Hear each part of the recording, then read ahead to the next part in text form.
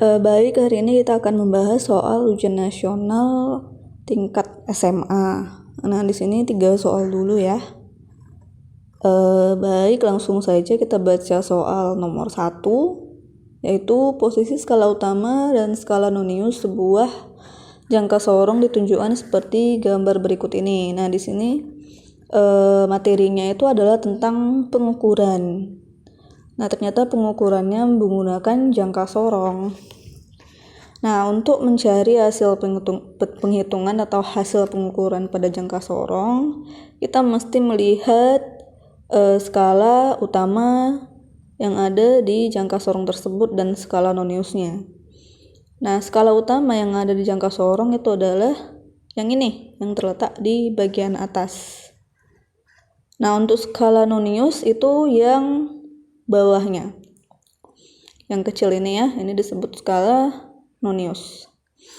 Nah, untuk mencari skala utamanya, kita lihat aja angka yang berada di depan angka 0 skala nonius. Ya, angka yang berada tepat di depan angka 0 pada skala nonius. Berarti yang bagian ini ya. Nah, kita perhatikan dia berhenti di angka 2 cm, kemudian ada garis-garis kecilnya lagi. Kita hitung semua ini garis kecilnya sampai batasnya di depan angka 0 skala nonius. Ada berapa? Yuk, 1, 2, 3, 4. Ternyata ada 4. Sehingga penulisannya untuk skala utama itu sama dengan 2,40 cm. Gitu ya. Nah, untuk skala utamanya seperti itu aja. Nah, sekarang kita masuk ke perhitungan skala nonius. Kita lihat aja nih bagian bawah atau skala nonius. Untuk mencarinya adalah lihat aja garis pada skala nonius yang berhimpit atau sejajar dengan garis skala utama, ya, atau garis skala nonius yang berhimpit pada garis yang di atasnya. Untuk soal yang nomor 1 ternyata itu lebih gampang lagi karena dia sudah menunjukkan yang berhimpit itu ternyata yang ini katanya. Kita hitung ya, itu di garis berapa nih? 1, 2, 3, 4. Nah, ternyata di garis nomor 4. Yang ini ya. Sehingga kita tulis di sini skala noniusnya sama dengan jangan 4. Nah, untuk pendigitannya, penulisannya adalah 0,04 cm.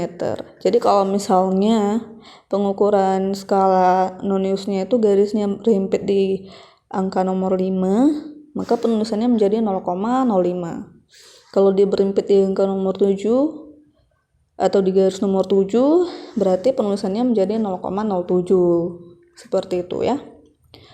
Untuk hasil pengukurannya ini tinggal dijumlahkan saja. Ya, hasil pengukurannya tinggal dijumlahkan saja menjadi 2,44 cm. Nah, inilah hasil pengukurannya. Jawabannya adalah si C. Oke, baik, kita masuk ke nomor 2. Kita baca dulu soalnya. Tiap skala pada gambar berikut ini setara dengan besar gaya 1 Newton katanya. Maksudnya adalah dari gambar gaya F1 dan F2 ini kan ada kotak-kotak ya.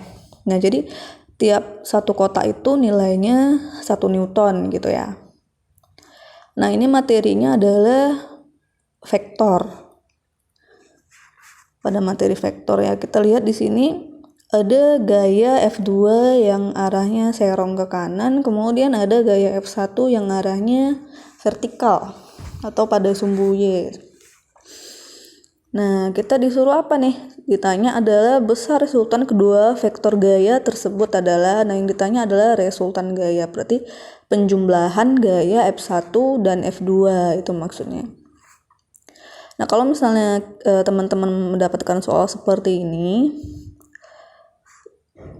untuk gaya F2 ini perlu kita proyeksikan lagi ke sumbu X dan sumbu Y.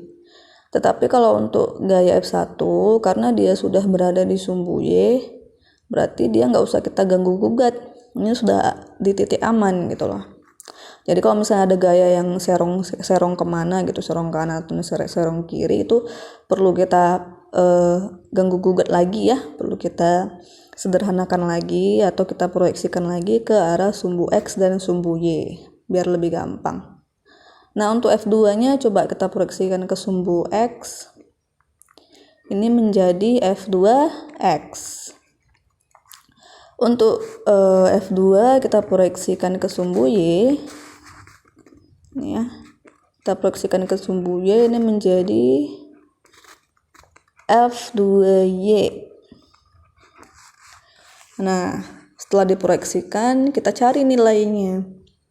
Berapa sih nilai F2X gitu ya. Kita hitung aja berapa jumlah kotak dari titik 0,0 yang ada di sini sampai ke F2X. Kita hitung ya. 1, 2, 3, 4, 5, 6, 7, 8, 9, 10, 11, 12. Ternyata ada 12 kotak dikali 1 Newton menjadi 12 Newton nilainya. Untuk F2Y juga seperti itu. Kita hitung kotaknya 1, 2, 3, 4. Ada 4 kotak, berarti F2Y nya 4 Newton. Nah, jangan lupa si F1 kita hitung juga. Dia ada 5 Newton karena ada 5 kotak. Nah, kalau misalnya sudah diproyeksikan si F2 ke sumbu X dan sumbu Y, kita perhatikan lagi. Ternyata di sumbu Y itu ada 2 buah gaya. Nah, yang 2 buah gaya ini mesti kita sederhanakan lagi supaya menjadi 1 buah gaya. Sebut saja namanya FY. Karena gaya itu adalah vektor, di mana vektor itu selain memiliki nilai, dia juga punya arah. Kita harus memperhatikan arah panahnya juga. F1 dan F2Y, arah panahnya sama-sama ke atas ya, berarti untuk resultannya atau penjumlahannya dia tinggal ditambahkan saja.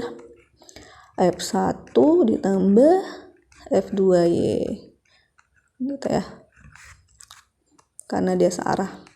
F1 nya nilainya 5, F2Y nya nilainya 4, berarti nilainya adalah 9 Newton. Nah, ini kita simpan dulu. FY nya sudah dapat 9 Newton. Nah, kalau misalnya kita buat gambar yang baru nih di bawah, ya kan jadinya seperti ini ya. F2X, kemudian ini tadi sudah disederhanakan menjadi FY. Jadi kalau misalnya sudah ada satu gaya di sumbu X dan sumbu Y, kita tinggal cari resultannya aja, udah gampang nih. Cari resultannya. Resultan itu apa? Adalah gaya yang menghimpit antara FY dan F2X. Nah, inilah resultannya. Kalau misalnya digambarkan gitu ya. Jadi seperti ini. Inilah resultannya. Nah, dari gambar seperti ini kita sudah tahu nih pakai rumus apa. Untuk mencari resultannya itu rumus Pythagoras. Maka R-nya adalah akar dari F2X kuadrat ditambah FY kuadrat. Sama dengan akar dari F2X kuadrat. F2X nya nilainya 12. 12 kuadrat berarti 144 ditambah FY sama dengan 9 Newton. 9 Newton dikuadratkan menjadi 81. Sehingga R sama dengan akar dari 225. Maka R-nya sama dengan akar dari 225 adalah 15 Newton. Sudah selesai sampai situ saja. Maka jawabannya adalah bola. Nah, untuk yang nomor 3, kita baca dulu soalnya ini. Sebuah benda bergerak lurus dengan kecepatan awal 5 meter per sekon. Nah, kalau misalnya ada soal cerita seperti ini, seperti biasa, kita buat dulu diketahuinya. Ya. Untuk mempermudah, berarti diketahui kecepatan awal katanya berarti V0 sama dengan 5 meter per sekon. mendapat percepatan tetap sebesar 2 meter per sekon kuadrat. Berarti percepatannya sama dengan, atau A, akselerasi 2 meter per sekon kuadrat sejak awal gerakannya. Kecepatan benda itu setelah menempuh jarak 50 meter adalah, berarti X-nya sama dengan 50 meter.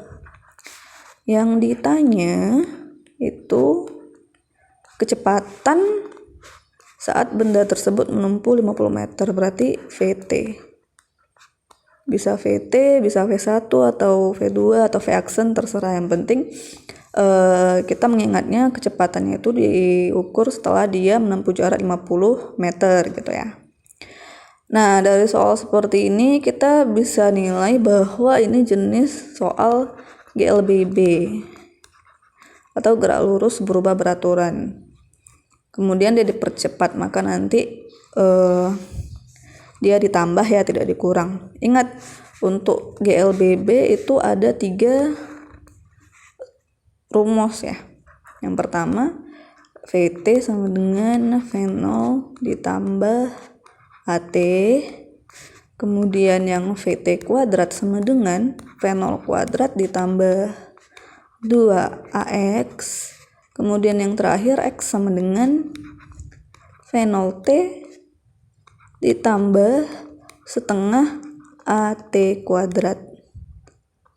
Dari ketiga ini kita lihat aja variabel-variabel mana yang melengkapi rumus-rumus yang ketiga ini tadi, yang mendekati gitu. Yang mana ada V0, ada A, ada X, ada VT.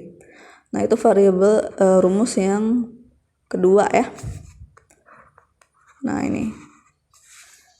Jadi langsung kita masukin aja ke rumusnya. VT sama dengan V0 kuadrat ditambah 2AX katanya. Sehingga V0 kita masukin angkanya, V0 di sini 5 dikuadratin jadi 25 ditambah 2, percepatannya 2 dikali X-nya 50. Sehingga menjadi 25 ditambah 2 kali 24 dikali 50 itu 200. Ini harus ada kuadratnya. Kemudian 25 ditambah 200 itu 225. VT sama dengan 225. VT kuadrat sama dengan 225, berarti VT sama dengan akar dari 225, berarti VT sama dengan 15 meter per sekon. Nah, ini dia jawabannya. Kita lihat jawabannya itu adalah di option B, bola.